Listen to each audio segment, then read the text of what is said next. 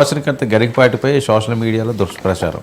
గరికపాటి పారితోషికాలు, ఆస్తుల విషయాల్లోనూ తప్పుడు ప్రచారం, అసత్య ప్రచారంపై గరికపాటి టీం సీరియస్. తప్పుడు ప్రచారం చేసేవారిపై కఠిన చర్యలు తీసుకుంటామని డిమాండ్. క్రిమినల్ కేసులు కూడా వేస్తామని వార్నింగ్. ఏంటి గరికపాటిపై?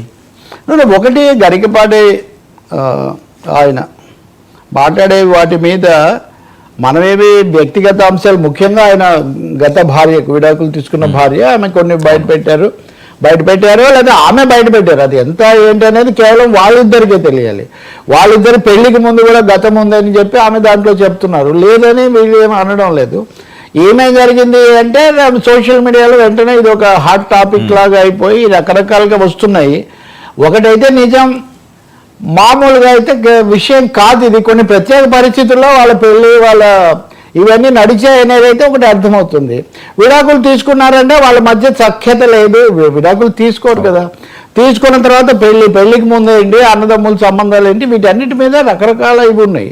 మరి అందరికీ ప్రవచనాలు ఇవన్నీ చెప్పేవాళ్ళు ఈ విషయం కూడా తేటతెల్లంగా ప్రజలకు అర్థమయ్యేట్టు, అంటే తమ గౌరవం తాము కాపాడుకుంటూ వివాదాలు సాగకుండా చెప్తే బాగానే ఉంటుంది. ఇప్పుడు మీరు అంటున్నారు కానీ గరికపాటి కాదు, గరికపాటి టీం గరికపాటి వాళ్ళు ఒక హెచ్చరిక చేశారు. దుష్ప్రచారం చేస్తే ఊరుకోము, మేము చర్యలు తీసుకుంటామని. తప్పకుండా తీసుకోవచ్చు, ఎవరి మీదైనా పరువు నష్టం కేసులు వేయడానికి వాళ్ళకి హక్కు ఉంటుంది. కానీ వాళ్ళుగా ఏది నిజమో చెప్తే అప్పుడు వేరే వాళ్ళు మాట్లాడడానికి అవకాశం వస్తుంది.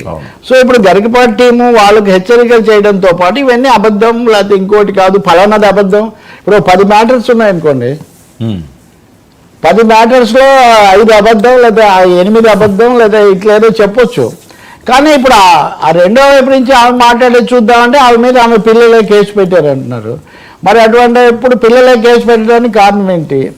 సో ఇవన్నీ సొంత వ్యవహారాలు. వర్మ ఒక పరిధి మించి సమాజానికి అవసరం లేదు. కానీ ఎవరైతే అధికారికమైనటువంటి ప్రవచనకర్తలుగా, ప్రబోధకులుగా కనిపిస్తున్నారో వాళ్ళు వాటికి సంబంధించి ఎంతో కొంత క్లారిటీ ఇవ్వాల్సి వస్తుంది. ఆ టీమ్ ఆ క్లారిటీ ఇవ్వచ్చు, ఇవన్నీ కాదని. ఇది కాకుండా ఇంకా క్రిమినల్ కేసులు అవన్నీ వేస్తే కోర్టులు చూసుకుంటాయి. మనమేమి మీడియాలో చేయగలిగింది కదా. ఇప్పుడు దాని ఆధారంగా కొంతమంది వ్యూస్ పెరుగుతాయనో, లేకపోతే కొంతమంది తెలిసి ఉండొచ్చు కూడా. ఇప్పుడు నేను ఇంతకుముందు ఎక్కడ పని చేశాను, ఏం చేశాను, లేకపోతే ఇంకోటి అన్నది మనకు తెలియకపోవచ్చు, అక్కడ వాళ్ళకి తెలిసి ఉండొచ్చు. కానీ ఇదైతే ఒక తప్పకుండా వివాదాస్పదమైన, ఇటీవల కాలంలో సంచలనాత్మకమైన విషయమే.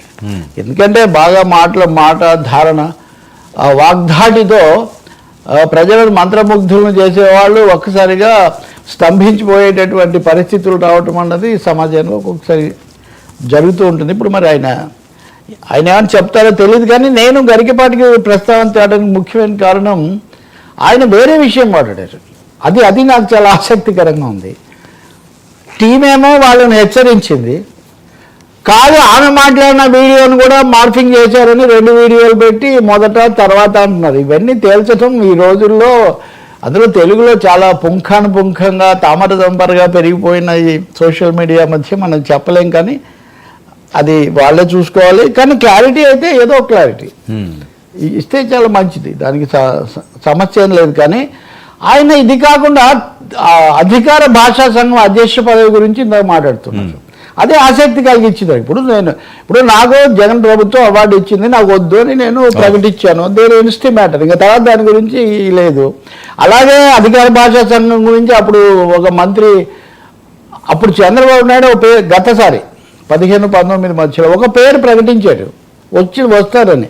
తీరా అది రాలేదు.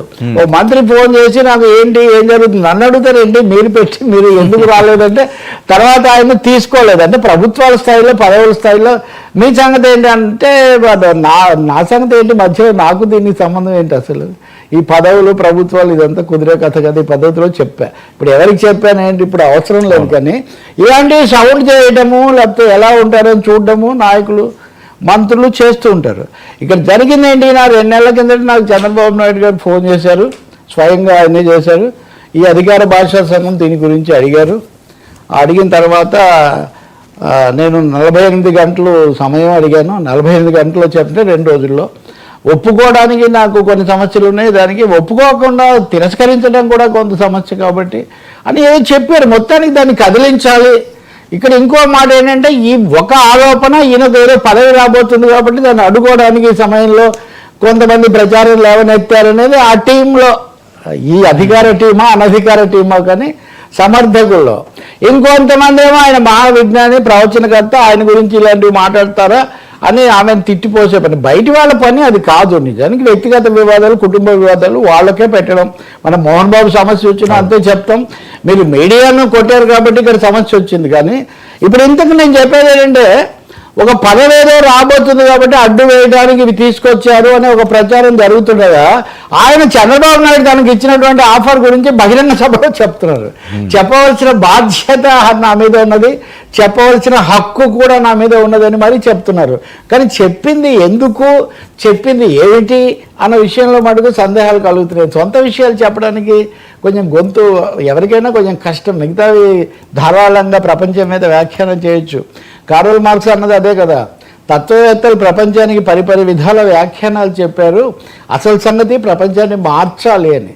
ఈయన ఏమంటారు, ఇంతకు చంద్రబాబు నాయుడు గారు అడిగితే నేను 2 విషయాలు కనుక జరిగితే నేను తీసుకుంటానండి అని చెప్పాను. ఆ రెండిట్లో ఒకటి ఇట్లా అధికారికంగా ఇదంతా అన్నిట్లో తెలుగు రావాలి, రెండోది కూడా ఏదో చెప్పారు. ఈ 2 చేస్తే అధికార భాషా సంఘం అవసరమే లేదు, ఈ 2 చేయకపోతే అధికార భాషా సంఘం పదవి తీసుకొని కూడా ఉపయోగం లేదని నేను చెప్పానని ఏదో చెప్తున్నారు. సో మొత్తానికి ఏంటంటే దాని మీద మాట్లాడకుండా ఏదో ఒక దాని మీద అయితే మాట్లాడుతున్నారు. మరి ఈ చర్చ కొత్త మలుపు కూడా తిరగవచ్చు. ఎందుకంటే ఈ కామెంట్స్ చేసే వాళ్ళందరూ దీన్ని కొత్తగా ఇది కావాలని దీన్ని రంగం మీదకి తెస్తున్నారు అనొచ్చు. అధికార పార్టీ వాళ్ళు ఏమంటారో నాకు తెలియదు. ఎందుకంటే ఇది వరకు నియమితుడై పదవిలోకి రాని మిత్రుడు అతను నాకు మిత్రుడే. ఆ సమయంలో మాట్లాడిన మంత్రి గారు కూడా నా దృష్టిలో ఇంకా ఉన్నారు. దీని వెనక కూడా ఏమేమి రాజకీయాలు ఉన్నాయో కూడా విజయవాడలో ఉన్నప్పుడు కూడా నేను చూస్తున్నాయి. పదవుల పందేరాలు, ఎవరికి ఇవ్వాలి నామినేషన్లు, TDP, YCP, TDP, BJP, Janasena, ఇది కొంచెం నడుస్తుంది. మరి అది కూడా ఒక పొలిటికల్ యాంగిల్ కూడా కనిపిస్తుంది. ఏమంటారు? అంటే చాగంటి గారికి ఇదేమన్నా ఉన్నదంటారా, డిస్టర్బెన్స్ ఏమన్నా ఏది తీసుకోవడం?